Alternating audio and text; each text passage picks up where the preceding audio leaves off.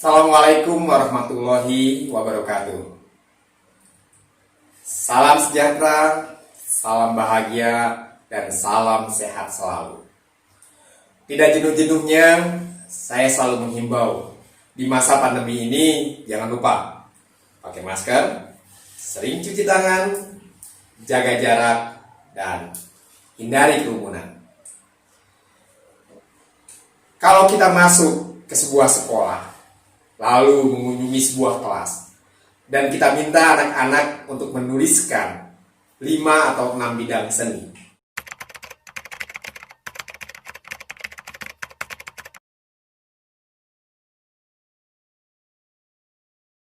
Sangat sulit kita akan menemukan anak yang menuliskan sulap sebagai salah satu bidang seni. Kenapa? Banyak jawaban yang bisa kita berikan. Pertama, mungkin sulap belum bisa diterima sebagai salah satu bidang seni di negeri ini.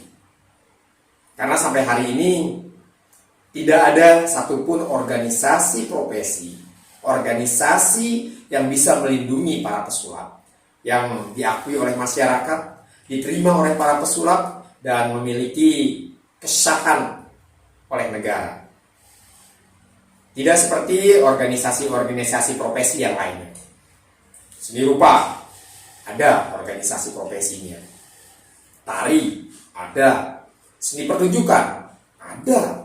Bahkan paranormal atau dukun juga punya organisasi yang secara nasional diterima oleh para normal dan juga diterima oleh masyarakat umum dan sah secara kenegaraan. Itu salah satunya. Kedua, sejarahnya sulap di negeri ini selalu berdekatan dengan mistis ketimbang berdekatan dengan seni. Sulap pertama kali diperkenalkan di negeri ini adalah bagian dari atraksi mistis bagi orang-orang yang merasa dirinya sakti mandraguna. Kita temui sulap ada di jalan-jalan, tukang obat melakukan itu untuk menarik para penonton yang akhirnya dia jual obat yang ditawarkan. Berbeda dengan mungkin apa yang terjadi di kerajaan-kerajaan zaman dahulu di luar sana. Pesulap, badut atau joker adalah bagian dari kerajaan itu sebagai sebuah sarana penghibur di kerajaan. Bahkan banyak pesulap di kerajaan-kerajaan di luar sana menjadi pembimbing spiritual bagi raja-raja. Kalau kita lihat gambar atau kita lihat film di mana yang namanya penyihir yang sebenarnya adalah pesulap adalah orang yang ahli dalam bidang ilmu pengetahuan, terutama kimia. Kita selalu lihat mereka sedang memasak sesuatu di sebuah kuali, mencampur sesuatu dan timbullah keajaiban. Nah, ini yang tidak kita temui di negeri ini. Bahwa sejarah yang membedakan itu semua. Perkembangan selanjutnya, kita harus banyak mengakui bahwa para pesulap lebih banyak berkumpul dengan orang-orang sakti, paranormal, para dukun yang memperagakan kesaktiannya ketimbang para pesulap itu berkumpul dengan para budayawan, seniman. Dan kadang-kadang masih banyak sulap dibawa pada pertunjukan-pertunjukan yang sifatnya atraksi kekuatan, atraksi kemampuan, atraksi mistis yang lebih cenderung kepada hal-hal yang supranatural dibuat sedemikian rupa sehingga kadang-kadang kandungan seninya juga banyak diabaikan dalam pertunjukan itu. Nah, inilah kenapa masyarakat tidak bisa menerima sulap sebagai sebuah seni. Akhirnya mereka memasukkan sulap itu sebagai sebuah atraksi misteri, atraksi mistis, atraksi supranatural.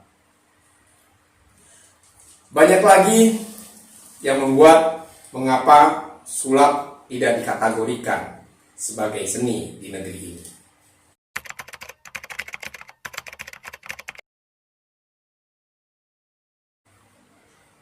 Beberapa waktu yang lalu saya menonton ada seorang paranormal yang memperagakan atau mengatraksikan kesaktiannya. Dan ternyata paranormal itu menggunakan trik sulap yang kebetulan saya tahu persis trik itu. Apabila saya menonton pesulap memainkan trik sulap dalam pertunjukan sulap, sebagus atau seburuk apapun, saya masih bisa menikmatinya karena itu adalah pertunjukan sulap. Tapi ketika ada paranormal yang menyatakan dirinya adalah sakti mandraguna, mampu melakukan banyak hal, dan dia mempertunjukkan kepada halayak ramai kesaktiannya dengan menggunakan trik sulap, bagi saya ya sangat miris gitu. Ya sangat disayangkan. Pesulap bermain trik untuk pertunjukan sulap itu adalah trik. Tidak ada penipuan, tidak ada pembohongan. Karena memang orang pun tahu bahwa pesulap mempertunjukkan trik untuk pertunjukan sulap adalah mereka tahu itu trik. Tapi pada saat seorang paranormal mempertunjukkan kesaktiannya, mempertunjukkan kehebatannya dengan trik sulap, maka ada kesan bahwa itu adalah pembohongan. Karena orang menganggap bahwa apa yang dia lakukan itu adalah kesaktiannya. Padahal itu hanya trik yang bisa dilakukan oleh para pesulap. Dan para pesulap memahami itu sebagai sebuah trik. Pada dasarnya bukan masalah triknya, tapi pada dasarnya bagaimana cara memperagakannya dan siapa yang memperagakannya dan untuk apa peragaan trik itu. Apalagi ketika seorang paranormal, dukun, orang sakti mempertunjukkan trik sulap tanpa mengetahui dasar-dasar ilmu sulap, sehingga pertunjukan trik sulapnya tidak sempurna dan bahkan banyak bolong di sana sini, bisa terlihat bocor di sana sini. Sangat disayangkan. Siapa tahu si penonton itu seperti saya yang paham tentang sulap, maka akan ditertawakan nantinya. Gunakan trik sulap secara benar. Sulap adalah trik.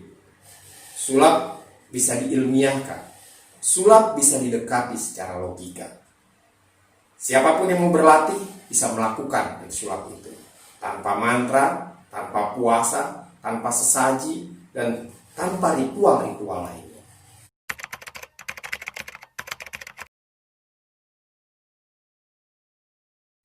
Pesulap berpenampilan seperti paranormal, orang sakti, atau dukun.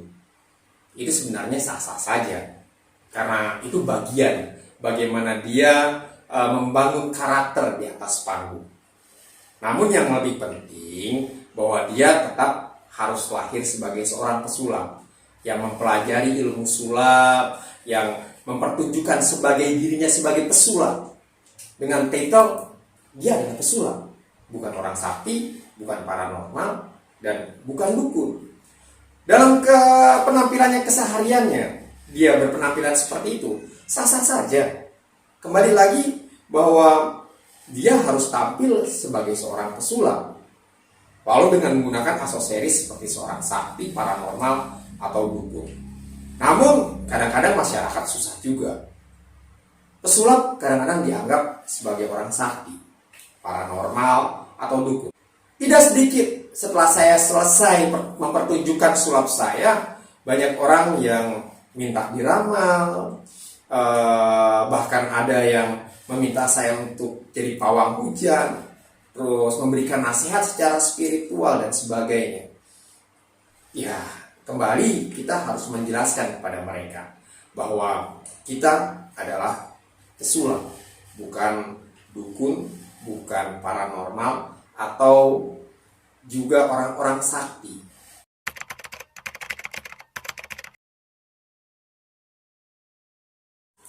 Pesulap mempelajari ilmu mistis ilmu goib atau sihir sebenarnya sah-sah saja, agar pesulap itu juga paham bahwa begitu jauh perbedaannya antara ilmu mistis, ilmu goib, ilmu sihir dengan ilmu sulap. Ilmu mistis, ilmu goib atau ilmu sihir biasanya terikat oleh ruang dan waktu. Kita sering dengar cerita ada orang yang punya ilmu timur tidak bisa dipertunjukkan di daerah barat, atau ada orang yang belajar ilmu barat tidak bisa mempertunjukkan kesaktiannya di timur. Sulap bisa dilakukan dimanapun, sulap bisa dilakukan kapanpun. Sekali lagi, tanpa ritual, tanpa puasa, dan tanpa mantra. Bisa dilakukan dimanapun dan kapanpun dengan persiapan yang matang.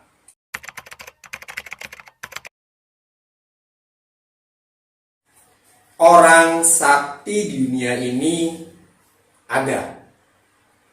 Saya pernah berjumpa, atau istilah saya, orang yang diberikan karohmah, orang yang bisa melakukan keajaiban-keajaiban dalam hidupnya. Saya pernah berjumpa beberapa orang yang memiliki hal itu. Namun orang-orang yang saya jumpai, semuanya bahkan, bukan rata-rata, tapi semuanya tidak bisa hidup dari karohmahnya, tidak bisa makmur dari karohmahnya. Mereka hidup sangat sederhana. Mereka bahkan kadang-kadang kita menganggapnya di bawah garis kesederhanaan. Namun mereka sangat bersyukur dengan hidupnya. Karohmah atau kesaktian atau sesuatu goib yang diberikan kepadanya adalah sebuah perjalanan jauh dari bagaimana dia menjalankan laku spiritualnya, bagaimana kedekatan dia dengan Tuhan. Demikian penjelasan saya. Mungkin nanti kita akan bahas lagi semua apa yang saya terangkan dalam sebuah diskusi, baik langsung ataupun melalui pertanyaan-pertanyaan di channel YouTube saya ini, melalui komentar, atau bisa langsung tanyakan di sosial media saya, atau tanyakan langsung kepada saya. Semoga ini bisa merangsang diskusi di antara kita yang lebih menarik dan menggelisahkan untuk kita semua. Kita maju, kita sukses bersama. Bila taufiq wal hidayah. Assalamualaikum warahmatullahi wabarakatuh.